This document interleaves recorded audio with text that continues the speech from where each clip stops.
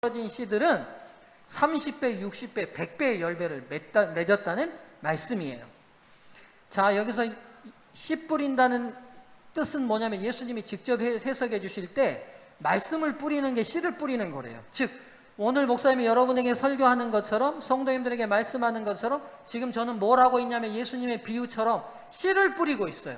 그리고 그 뿌리는 씨는 지금 여러분 마음밭에 뿌려지고 있어요. 근데 문제는 여러분 마음밭들이 4종류의 마음밭으로 나눌 수 있다는 거예요. 똑같은 씨를 뿌렸는데 결과는 마음밭이 어떠냐에 따라서 달라진다는 거예요. 맞죠? 자, 똑같이 씨를 뿌려도 밭의 상태에 따라서 결과가 달라지듯이 하나님의 말씀의 씨도 우리의 마음 상태에 따라 결과가 달라진다는 거예요.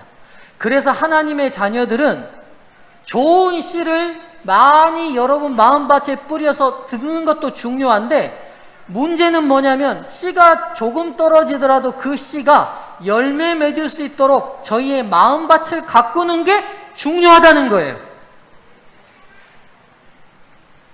자, 여기 2장의 사진이 있어요. 왼쪽에 있는 사진 보세요. 이렇게 쭉 이거 이렇게 저절로 될 수 있어요? 누군가 어떻게 한 거예요? 이 밭을 가꾼 거예요. 반면에 밭을 가만 놔두면 어떻게 돼요? 이렇게 돼요.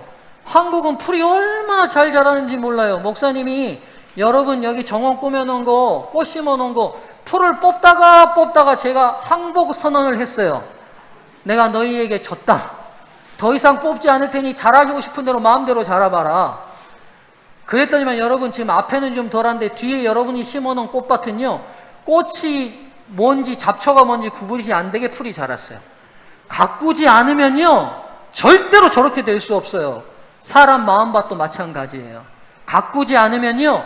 이렇게 돼버려요. 지난주 목사님이 설교에서 제일 중요하게 했던 말씀 반복해 볼게요.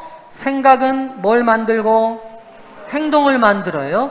여러분 마음밭에 생각이 잘 가꾸어지면 거기서 좋은 행동이 나오게 돼 있고 그 행동은 뭘 만들고요? 습관을 만들고 그 습관은요? 품성, 인격이 돼요. 그 사람됨이 되고 그 인격, 사람됨은 운명을 결정져요.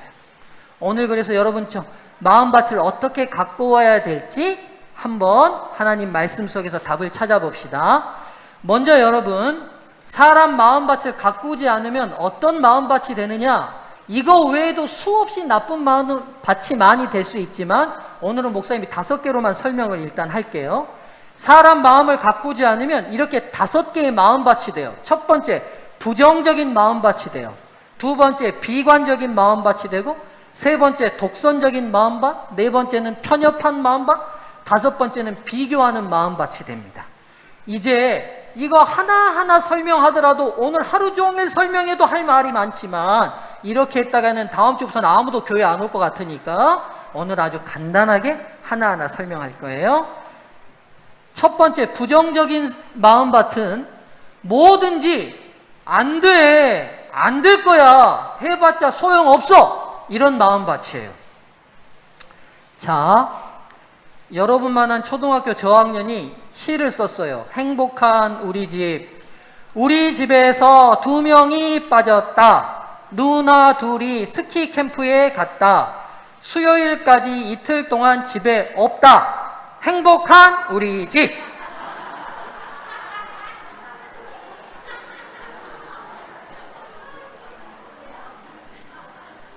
누나 둘이 너무 괴롭혔는지 어쩌는지는 모르겠지만 문제는 누나가 있다는 것 자체가 이 친구는 싫은가 봐. 이 친구 마음밭에 부정적인 마음밭이 있어요. 물론 누나가 마음에 안 드는 행동을 했겠지만 그래도 누나들이 있으면 얼마나 좋은지 있는 사람은 알 거예요. 누나들은요 남동생을 아주 따뜻하게 잘해주거든요. 목사님도 누나가 있는데 1명밖에 없어서 좀 아쉬워요. 위로 한 5명 있었으면 좋겠어요. 근데 이 친구 마음밭에 부정적인 마음밭이 있다 보니까 누나가 없어서 행복하대요. 이 친구의 마음밭이 바뀌기를 목사님은 기도해 봅니다. 두 번째는요, 비관적인 마음밭이에요. 말이 좀 어렵긴 한데 비관이란 건 부정하고 좀 비슷한 뜻이긴 하지만 뭐든지 슬프게 보는 거예요. 뭐든지 안 될 거라고 생각하는 거예요. 자, 여러분, 이 책 읽어보신 분? 예. 몇 명의 어린이들이 손을 들었어요. 여러분 꼭 기회가 되면 읽어보시고요. 어른들은 예전에 읽어보셨더라도 이런 소설은, 이런 아주 따뜻한 소설은요, 성경까지는 아니지만 반복해서 읽을 필요가 있어요. 왜냐하면 우리의 정서를 따뜻하게 어루만져 주거든요. 오엘리라는 유명한 소설가가 쓴 마지막 입새라는 소설이에요. 내용은 아주 단순해요. 3명의 등장인물이 있습니다. 수, 존 씨, 베어맨이라는 사람이 있는데, 수는 존 씨와 친구인데 이 존 씨를 아주 따뜻하게 잘 간호해주는 친구예요. 근데 이 존 씨는 아주 마음이 약하고 예민한 소녀예요. 그래서 폐렴이 걸렸는데, 폐렴에 걸려있는 동안 자기는 이것 때문에 계속 죽을 거라는 비관적인 생각으로만 계속 생각을 하고 있어요. 이 베어맨은 같은 동네에 사는 노인 화가신데 겉으로는 굉장히 까칠하시지만 내면은 아주 따뜻하신 분이에요. 마지막 입새의 내용을 여기서 목사님이 다 설명하려고 하지는 않아요. 존 씨가요, 아파서 계속 누워있는 동안 창밖에 있는 담쟁이 넝쿨의 잎이 가을이 되니까 다 떨어지는 거예요. 그러면서 존 씨가 계속 얘기해요. 나는 저 잎이 떨어지면 죽을 거야. 본인의 삶을 저 잎에 대입시켜서 저 잎이 떨어지면 다 죽을 거라는 거예요. 잎이 다 떨어지고 어느 날 잎이 딱 하나 남았는데 그날 밤에 폭풍이 치기 시작했어요. 존 씨는 분명히 저게 떨어지면 자기가 죽을 거라고 너무 많이 깊이 몰입해서 생각하다가 죽었어요, 살았어요? 그 뒷이야기는 여러분이 읽어보세요. 여하튼 존 씨의 문제점이 뭐냐? 굳이 담쟁이 넝쿨과 자기를 연결할 필요가 있어요, 없어요? 그리고 여러분, 가을이면 다 떨어져요. 모든 잎은. 놔둬도 다 떨어지는 그 잎이 저거 떨어지면 나 죽을 거야 라는 비관적인 생각을 가진 마음밭이 있었어요. 혹시 우리 어른들 중에도 그런 분들이 있을지 몰라요. 이거 안 돼서 나 앞으로 안 될 거야. 오늘 접시 깨진 거 보니까 오늘 하루 재수없게 생겼네. 접시 깨진 거랑 오늘 하루랑 무슨 상관이에요, 여러분? 그런데 어른들의 마음속에도 그런 비관적인 마음밭들이 있으면 가만 계세요. 다 있잖아요. 보세요. 가만히 있네요. 세 번째는요, 독선적인 생각이에요. 이 고양이 눈빛 좀 보세요. 독선적인 생각은 뭐냐? 누구만 오라! 나만 오라! 이런 생각이에요. 여러분, 앞에 2개 있는 마음밭은요, 본인을 괴롭히는 생각이고, 이 세 번째 마음밭은 본인이 남을 괴롭히는 마음밭이에요. 나만 옳다 보니까 다른 사람을 자꾸 어떻게 해요? 그렇게 하면 돼? 너 틀렸어. 그런 생각 하지도 마. 그런 말 잘못된 거야. 이렇게 돼요. 이런 마음밭을 많이 갖기 쉬운 사람이 여기 서 있는 목사님 같은 사람이에요. 네 번째는요, 편협한 마음밭이에요. 이것도 독선적인 마음밭하고 비슷한데, 이 그림 보세요. 우물 안에 개구리가 있죠. 우리 속담 가운데 자기가 사는 세상이 전부인 것처럼 생각하는 생각을 가지고 있어요. 즉, 자기가 알고 있는 정보가 정말 세상의 모든 정보인 것처럼 배우려고 하지도 않고 남의 말을 들으려고도 하지 않아요. 이게 편협한 생각이에요. 자, 보세요. 한 초등학생이 아빠 병문안을 갔어요. 그래서 환자하고 관계를 써야 되는데 아빠가 417호에 들어있나 봐요. 애 이름을 썼을 것 같고요. 환자와의 관계, 조음 이렇게 썼어요. 이해되세요? 여기가 자녀면 자녀, 지인이면 지인 이렇게 써야 되는데 여기다가 관계를 물어보니까 아빠랑 관계가 좋은가 봐요. 첫 아이는. 둘째도 조음이라고 썼어요. 셋째는 나쁨이라고 썼다가 옆에 누나한테 꼴밥 맞고 지우고 다시 조음이라고 바꿨어요. 이 아이들은 아직 이 말이 무슨 의미인지 몰라요. 그래서 배워야 돼요. 본인이 알고 있는 관계로만 생각하고 있다 보니까 이런 엉뚱한 답을 기록한 거예요. 어린이 여러분들, 지금 여러분들은 많이 배워야 되는데 언제까지 배워야 되느냐? 관 속에 들어갈 때까지 배워야 돼요. 사람은요, 늘 배워야 될 게 있어요. 어른들 살아보시니까 어때요? 나는 이제 모든 걸 다 안다. 이만큼 살아보니까 이제 더 이상 알 게 없다. 예훈이가 손들었어요. 참고로 예훈이는 지금 5학년입니다. 아니에요, 여러분. 여러분, 생각을 넓히고 언제나 배우려는 마음들을 가지셔야 돼요. 다섯 번째는요, 비교하는 마음밭이에요. 이 고양이들 보세요. 지 앞에 있는 밥그릇 밥 먹으면 되는데 굳이 옆에 있는 사람 밥그릇, 옆에 있는 고양이 밥그릇을 서로 먹고 있어요. 비교한 거죠. 비교. 우리 마음에 비교하려는 마음이 얼마나 많은지 몰라요. 특별히 엄마들은 여러분 성적표 갖다 주면 여러분 성적보다 여러분 친구 성적이 더 궁금하신 분들이에요. 맞죠? 친구 걔는 몇 점이야? 이렇게 묻는 엄마 있는 분 손 한번 들어보세요. 내리세요. 예, 빨리 내리세요. 예. 예. 한국 사람의 마음밭에는 아주 나쁜 마음밭 중에 하나가 뭐냐면 늘 비교하려는 마음밭이에요.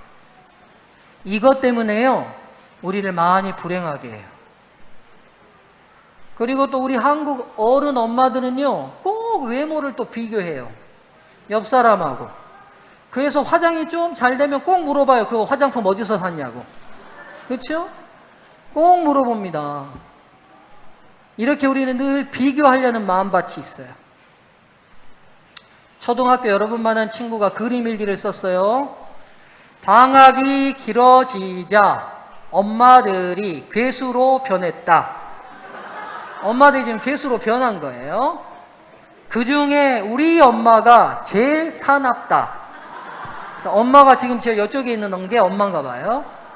그래서 나는 아주 두렵고 무섭다. 그래서 나는 아주 고통스러운 삶을 살고 있다. 우리 혹시 이런 어린이들 있어요? 네. 목사님이 이 어린이 마음은 이해하는데 이 일기에서 안타까운 게 뭐냐면 우리 엄마가 사나울 수는 있는데 누구보다 더 사납냐면 옆집 친구 엄마보다 더 사납다. 지금 이 친구 마음 안에 뭐 하냐면 비교하는 거죠. 우리 엄마와 남의 엄마를. 근데 여러분, 이렇게 되면 힘들어져요. 비교하는 마음밭은 우리 마음밭을 절대로 행복하게 할 수 없어요. 한국 어른들 비교하지 마세요. 예수님 믿으면서 비교만 안 해도 그곳이 천국됨을 저는 믿습니다. 우리의 삶이 지옥되는 건 비교해서 지옥되는 거예요.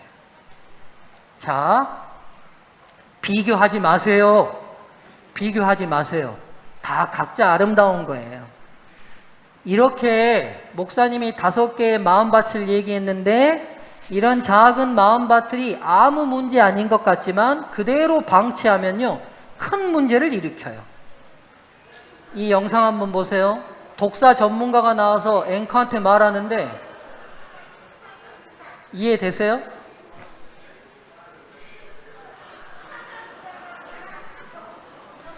지금 MBC 방송국 아나운서인데 독사 전문가로부터 이 뱀은 어떤 설명을 듣고 이 무서운 뱀을 만질 수 있는 용기가 있어서 같이 만졌는데 막상 개구리가 뛰어올라오니까 놀라서 자빠진 거예요. 우리 예쁜 민재가 한 번 더 보여달라니까 목사님이 특별히, 목사님은 절대로 설교 리바이벌 안 하는데 민재 때문에 다시 한번 보여줍니다.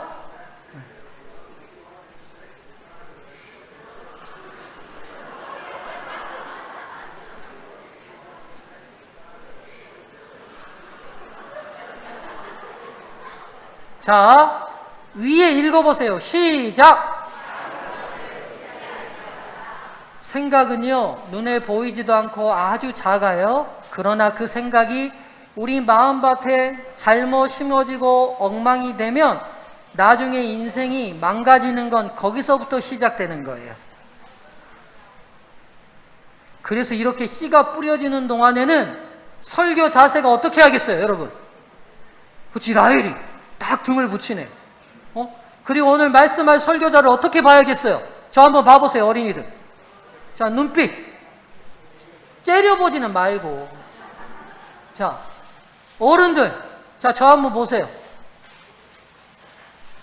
어디 생선가게에서 오신 분들도 있어, 내가 보니까. 지금. 저 잘 보고 계세요? 여러분, 씨가 뿌려지는 동안에 첫 번째 중요한 자세는 뭐냐? 오늘 그 씨가 하나도 길가나 가시밭에 가지 않도록 내가 다 옥토로만 뿌리겠다는 눈빛과 자세가 필요해요. 네. 자, 다시. 하나, 둘, 셋 하면 딴짓하고 있다가 목사님 설교 시작합니다. 이렇게 해보면 여러분 자세 한번 보여주세요. 자, 딴짓. 딴짓하고 있다. 하나, 둘, 셋. 설교 시작합니다.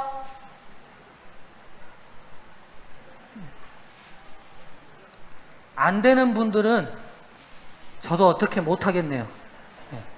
자, 이런 자세로 작은 건 무시하면 안 돼요. 자, 그럼 목사님, 우리 마음밭에 있는 이런 나쁜 마음밭 어떻게 바꿀 수 있어요? 이제부터 어떻게 바꿀지를 얘기할 거예요.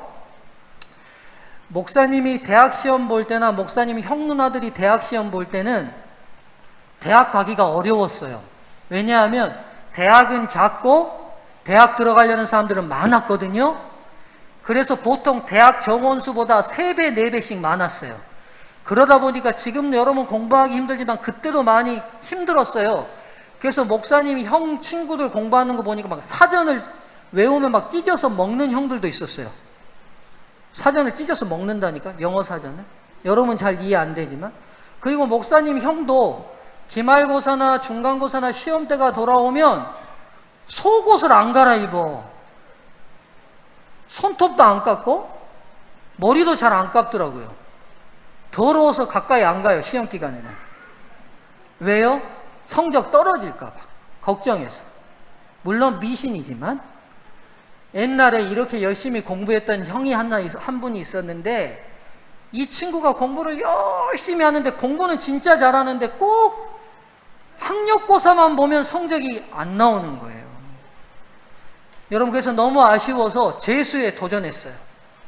재수 공부를 열심히 해가지고 또 성적을 봤는데 가고 싶은 대학에 갈 성적이 또 안 나왔어요. 드디어 삼수를 하게 되는데 3번째 대학에 도전하는데, 이 친구가 이때는 너무 노이로제에 걸려서 미끄럼틀 근처는 가지도 않고 속옷도 안 갈아입고 머리도 안 깎고 손톱도 안 깎고 거의 폐인처럼 공부만 해요. 그래서 온 가족들이 다 마음 졸이면서 이 아들에게 온 신경을 다 썼는데, 어느 날 이 아들이 또 늦은 밤 공부하고 있으니까 엄마가 우유랑 빵이랑 해가지고 아들이 안타까워서 방에 들어가서 조용히 문을 열고, 방해하면 안 되니까, 너무 예민하고 민감하니까 빵하고 우유를 조용히 놓고 나오려는데 접시를 놓다가 잘못해서 아들이 쓰고 있는 볼펜을 땅에 떨어뜨린 거예요. 이걸 주워야 되겠는데 우리가 보통 뭐가 떨어지면 아이고 땅에 떨어졌네 하고 줍잖아요. 떨어졌다는 말하면 이 아들이 지금도 안 그래도 부정적인데 이 아들한테 상처가 될 것 같아요. 그래서 이 엄마가 그 순간 깊이 고민하고 기도하다가 이렇게 말하고 볼펜을 줬어요. 볼펜이 땅에 붙었네? 하고 이렇게. 네. 맞아요, 틀려요? 맞죠. 중력의 입장에서 보면 끌어다녀서 볼펜이 땅에 붙은 거잖아요. 맞죠? 야, 이렇게 훌륭한 기도하는 엄마 밑에 이 삼수한 형은 그때 대학을 잘 갔겠어요? 못 갔겠어요? 갔겠죠? 그 뒤에 얘기는 목사님도 몰라요. 못 들어봤어요. 여하튼 똑같은 상황이지만 어떤 생각을 하느냐에 따라서 달라진다는 건 알 수 있어요. 자, 마음밭에, 우리의 마음밭에 잘못된 마음밭이 있으면 계속 씨가 뿌려져도 부정적이면 비관적이 되고 불평하고 또 비교하게 돼요. 예를 들어볼까요? 이 형이 이렇게 생각할 수 있어요. 나는 왜 이렇게 맨날 공부에 떨어지지? 왜 나는 이렇게 시험을 못 보지? 이번 삼수에서도 분명히 안 될 거야. 나는 안 되는 놈이야. 부정적인 생각이 나는 그럼 내 인생 진짜 망한 거 아니야? 비관적인 생각이 돼요. 그리고 자기보다 못했던 친구가 자기보다 원하는 대학 가고 나면 비교해서 또 슬퍼져요. 여러분 잘 보세요. 잘못된 마음밭에 씌는 생각은 또 다른 잘못된 생각을 계속해서 불러들여요. 아시겠어요? 절대로 하나로 안 끝나요. 잘못된 생각은 또 다른 잘못된 생각을 끌어당기게 돼 있어요. 예를 들어볼게요. 목사님 손에 꽃이 있어요. 그럼 이 꽃에 뭐가 날아들까요? 예은아, 나비, 예은이가 나비래요. 맞아요. 벌과 나비가 날아들 거예요. 반면에 이쪽 손에 목사님이 우리 재인이가 싼 똥을 들고 있어요. 똥을 들고 있으면 뭐가 날아들겠어요? 맞죠? 근데 여러분, 왜 똥파리는 절대로 꽃에 안 가고 꽃과 나비는 절대 똥에 안 가요? 이게 하나님이 세우신 질서의 원리가 있는 거예요. 즉, 아름다운 건 계속 아름다운 걸 끌어당기게 돼 있어요. 그리고 나쁜 건 계속 나쁜 걸 끌어당기게 돼 있어요. 그래서 우리의 마음밭이 혹은 부정적인 마음밭이 돼 있으면 그걸로 끝나는 게 아니라 비관적인 생각, 편협한 생각, 독선적인 생각, 비교하는 생각이 다 끌어오게 돼 있어요. 반면에 우리 마음밭에 긍정적인 생각으로 가꾸어지면 기쁜 생각, 행복한 생각, 고마운 생각, 감사한 생각으로 끌어당기게 돼 있어요. 그래서 여러분 여기서 기억해야 될 것은 나쁜 생각이 나쁜 마음밭이 움직이려고 할 때 바로 멈추고 좋은 생각을 끌어들이려는 훈련을 해야 돼요. 그래서 하나님께서 우리의 마음밭을 바꾸기 위해서 우리에게 하신 굉장히 중요한 말씀이 있어요. 자, 다 함께 크게 읽어봅시다. 시작. 항상 기뻐하라. 쉬지 말고 기도하라. 범사에 감사하라. 자, 밑줄 친 부분들 크게 다시 읽을 거예요. 시작. 이렇게 해가지고는 절대로 여러분 마음밭 안 바뀌어요. 2층만 시작. 자, 이쪽 줄만 시작. 하장로님 줄만 시작. 장수장로님 줄만 시작. 예, 김천주 집사님 줄 시작. 예, 홍보영 집사님 줄 시작. 김남주 장로님 줄 시작. 성빈이 너는 앞으로 범사에 감사한 일만 될 거라고 내가 축복합니다. 여러분 자세와 태도예요. 제가 성빈이 다시 한번 시작.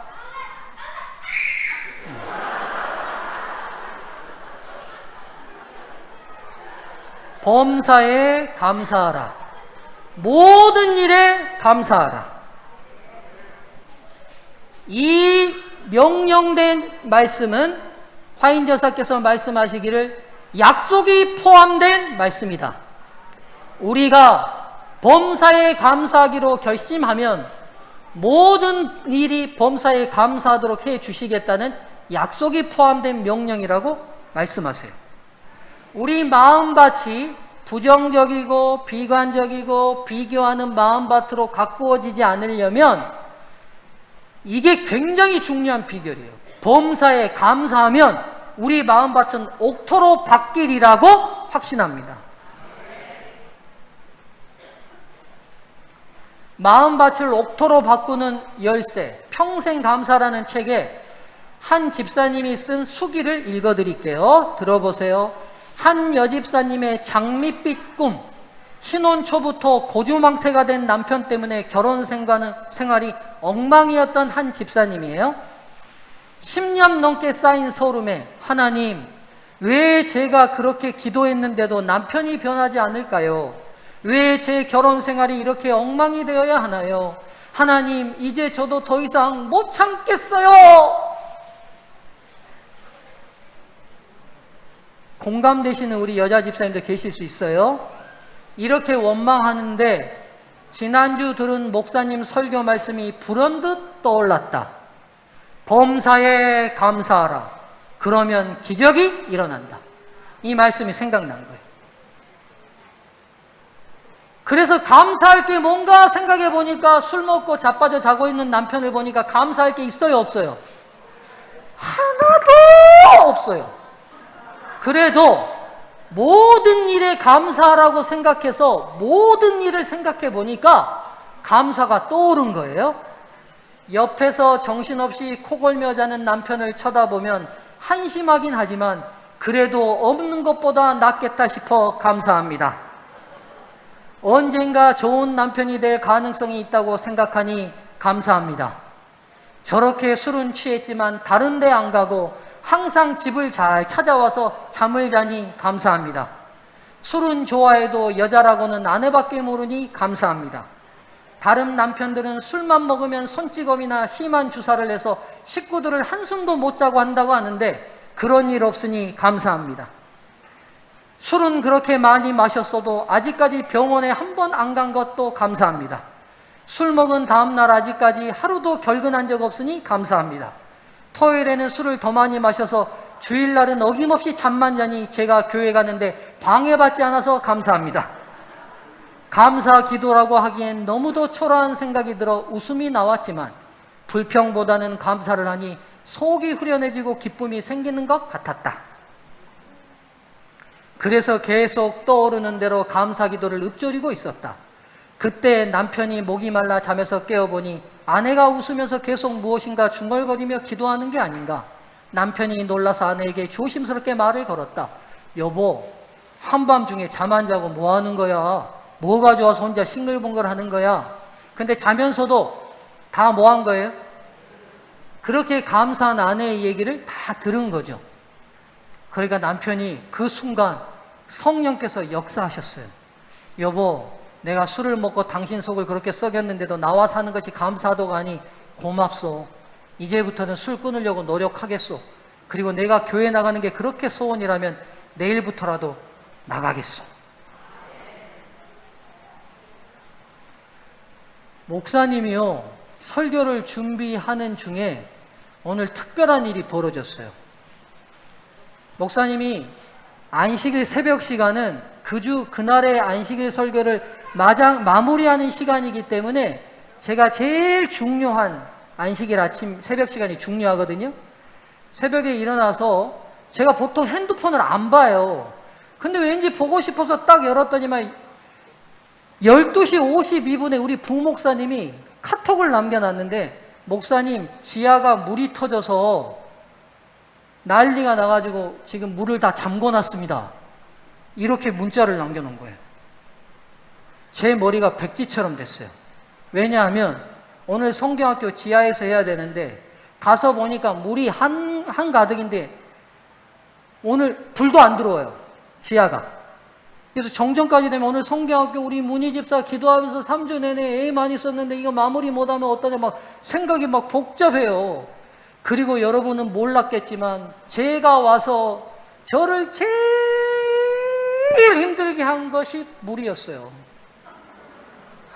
오자마자 천장에서 물새, 직수공사 해놨더니만 지하에서 물새, 밖에 동파돼서 갈아놨더니만 두 번째 또 동파돼서 또 갈아.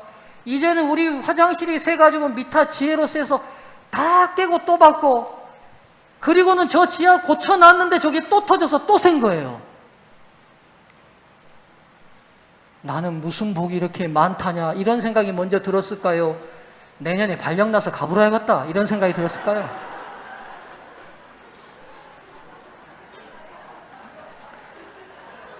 낮이고 밤이면 우리 황덕수 집사님이 전화만 하면 바로 와주셔요. 아침 6시에요. 그리고 지금 제가 이 설교를 마무리해야 돼요. 기도하고. 근데 이 부목사님은 또 1시에 마치고 잤으니까 목사님을 또 깨우기도 내가 미안하니까 더 자야 될 것 같아서 못 깨우고. 그러자고 도움 안 되는 우리 안사람 깨울 수도 없고. 지금 이제 머리가 막 복잡해지면서 이제 아침에 면도도 하고 준비를 해야 되는데 못하면 어떻게 하지? 제일 가까운 송명순 집사님 집으로 가야 될까? 아니면 이건홍 장로님 집으로 가야 될까? 막 생각하고 있다가 결정적인 건 우리 교회 집사님은 이제 한 이번 안식일에 한 또 180명 와가지고 화장실 물 안 내려가면 그게 오물이 다 쌓이면 내일 곽 장로님 그거 다 어떻게 하지? 막 생각이 복잡해져요. 그 순간 제가 무슨 생각이 떠올랐을까요? 예? 제가 무슨 생각이 떠올랐을까요? 교육 효과가 없네. 계속 반복해서 읽혔는데도 무슨 생각이 떠올랐겠어요? 그냥 감사가 아니에요, 여러분. 앞에 붙은 말이 더 중요해. 다시 시작! 범사에 감사하라. 모든 일에 감사하라. 하나님 감사합니다. 우리 부목사님 새벽기 밝아서 물 터진 거 빨리 듣고 잠궈서 망정이지, 내가 새벽에 교회 올 때까지 터졌으면 6시간 터졌으면 오늘 우리는 예배고 뭐고 물 퍼느라고 끝났어요. 부목사님 장기 밝아서 감사합니다. 그리고 여러분, 작년 재작년에 물이 차서 지하에 물이 늘 많이 차가지고요, 황 집사님 김남윤 장로님 해가지고 그 밑에를 꼬랑을 다 파는 배수로 공사를 해놨어요. 하나님 감사합니다. 이거 배수로 공사 안 해놨으면 물 퍼내느라고 성경학교도 못했을 텐데 이 배수로 공사 해놔가지고 물 빠져나가게 해주셔서 감사합니다. 하나님 감사하기는 정전이 되기는 했지만 바로 잡고 불 트니까 바로 불이 들어와요. 성경학교 다시 불 들어와서 할 수 있게 해주셔서 감사합니다. 6시에 우리 물 고치는 늘 슬비 아버지라는 분이 있어요. 6시에 제가 전화를 드렸더니만 바로 7시에 와주셨어요. 여러분 오기 전에 다 고쳐놓게 해주셔서 감사합니다. 그렇게 생각하니까 감사할 게 너무 많은 거예요. 뭐도 감사했냐면 이제 물을 좀 닦으려고 걸레를 가지러 우리 곽 장로님 밀걸레를 저기다 늘 걸어 놓으시는데 갔더니만 늘 오래된 걸레만 2개 있었는데 새 걸레가 있더라고요. 그거 잡으면서도 곽 장로님이 미리 내다보고 새 걸레 사다 놔서 물 잘 닦이게 해주셔서 감사합니다.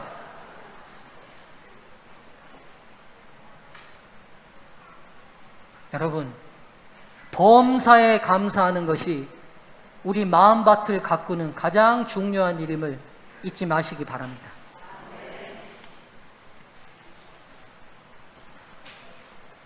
유치원생이 아빠한테 사과 편지를 썼는데, 사과 편지. 아빠, 너 같은 아빠는 필요 없다고 말해서 죄송해요.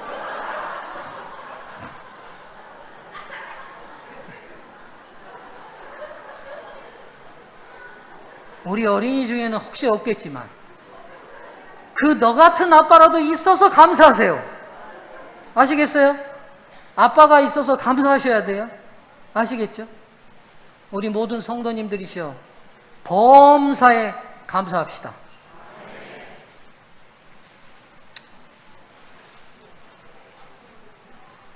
이제 이 영상 보고 마칠게요.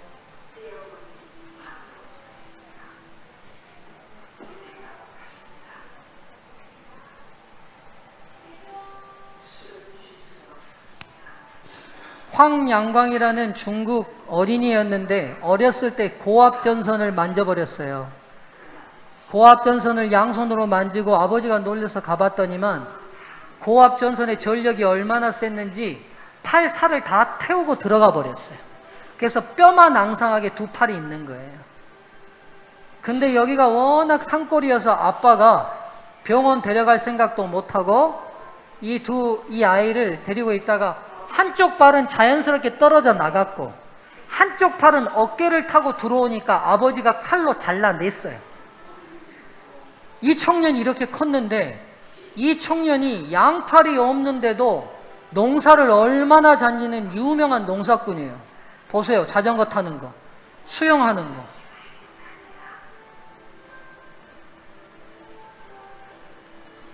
시간이 없으니까 목사님이 그냥 말로 설명할게요. 이 청년이 양팔이 없는데도 농사를 너무 잘 지으니까 이 계림성 방송국에서 이 청년을 취재를 왔어요.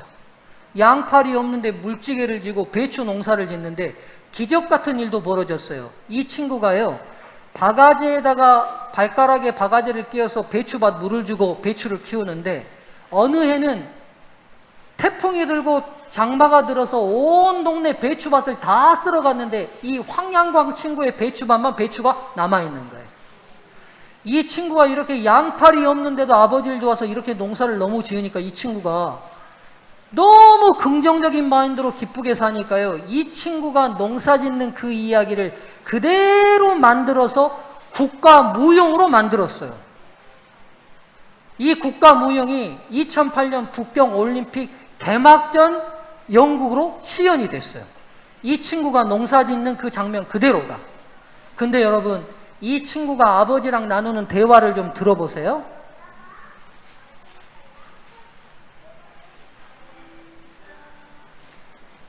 소리 조금 올려주세요, 장로님.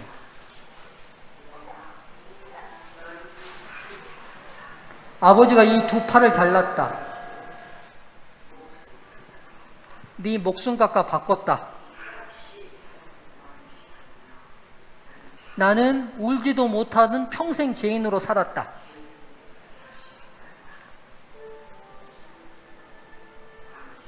아버지,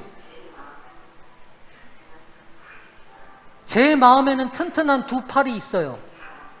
이걸로 사람들의 아픔을 한없이 어루만지는 사람이 될 수 있어요. 이게 다 아버지의 사랑 때문이에요.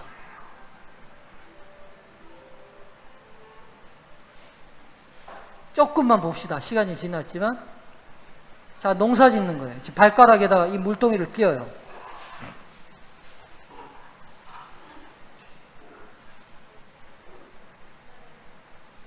저렇게 어깨에 쥐고 가서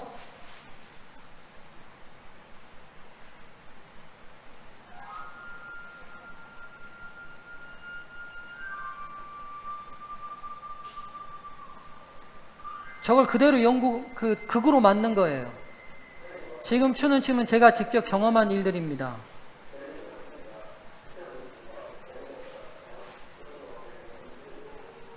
저렇게 발가락에 끼워가지고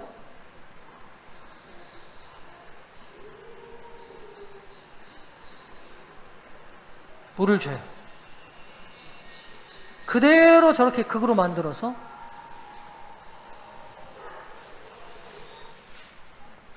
황양강은 그래서 국가 무용수입니다.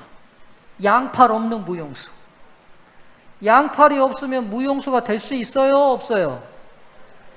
없어요? 여러분 생각이 틀렸어요. 될 수 있어요. 우리가 왜 될 수 없다고 말하느냐? 우리 안에 될 수 없다는 부정적인 마음밭에 씨가 뿌려져 있으니까 그래요. 될 수 있어요. 될 수 있어요. 증명해 보였잖아요. 국가 무용수.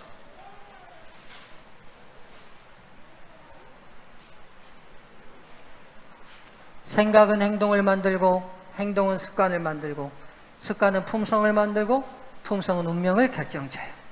우리 모든 어린이들, 사랑하는 모든 소중한 성도들이시여, 그리스도인은 마음밭을 끊임없이 가꾸는 사람들입니다. 그 마음밭을 가꾸는 가장 중요한 터전은 범사에 감사하는 것입니다. 말씀을 마치겠습니다.